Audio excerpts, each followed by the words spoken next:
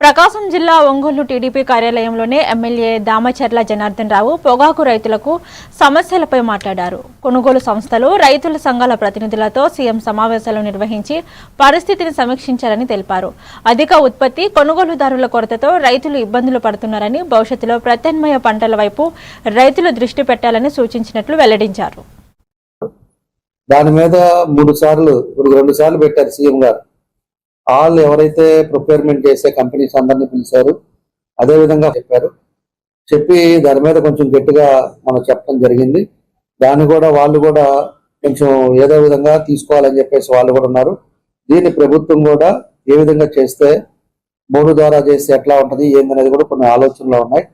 కాబట్టి ఈ టైంలో ప్రత్యేక దృష్టి పెట్టారు కాబట్టి ఖచ్చితంగా అందరికీ న్యాయం జరిగిద్ది అని చెప్పి మేము అందరం కూడా చెప్తున్నాం. ఆ రోజు మేము ఎమ్మెల్యేలు అందరం పోయాం, మంత్రులు వచ్చారు, అదేవిధంగా మన వ్యవసాయ శాఖ మంత్రి అచ్చన్న ఉన్నాడు. ఆ రోజు అందరం ఉండి అదే విధంగా ముఖ్యమంత్రి గారికి కూడా చెప్పాం. దాన్ని ఎట్లా చేస్తే బాగుండిపోయి మళ్ళా రైతులు వచ్చి మళ్ళా బోర్డులు వచ్చి అన్ని జరగాలి అంటే 10 సంవత్సరాలు పడుతుంది. మిగతా దేశాలు ఎక్కడైతే పండిస్తున్నారో వాళ్ళందరూ కూడా ముందుకు వచ్చే పరిస్థితులు వస్తుంది, ఇండియాలో తగ్గిపోద్ది. కాబట్టి అలాంటి పరిస్థితులు తీసుకొచ్చుకోవద్దని కంపెనీ వాళ్ళు కూడా ఇతర పడుగుతా ఉన్నా.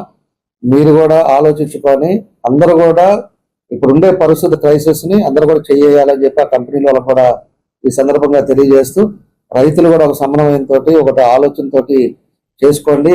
దొంగ మాటలు వినగాకండి. దొంగ మాటలు చెప్పేవాళ్ళు ఎప్పుడు అట్లానే ఉంటారు. ఎప్పుడు కూడా పొగాకు రైతుల్ని ఆదుకుంది తెలుగుదేశం పార్టీ అని చెప్పి కూడా మరోసారి ఈ సందర్భంగా